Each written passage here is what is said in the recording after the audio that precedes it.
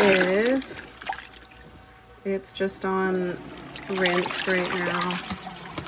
I am actually just doing the manual wash where I use the faucet and fill it, add soap, and then it drains out. When it's on manual, I'll do a wash, drains out, and then it beeps, lets me know it's empty. I refill it and press manual again, and it does a rinse.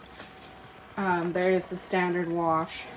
The reason why I haven't been doing that, there's another tube, hook it up to the faucet, there it's draining, and it can do the whole wash and rinse itself.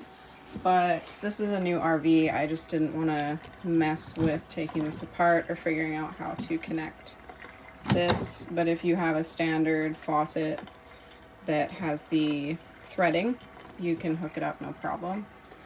Then once this is finished draining, I will take the clothes out and put them in here. You click this in and you just press the drain setting and it will drain. It'll be already drained at that point when you do it manually, but it will spin the clothes out and they get pretty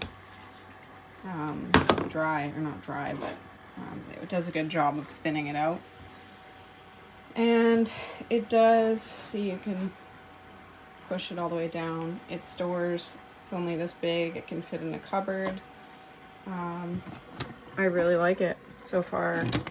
It's been great. It's not noisy. The spin cycle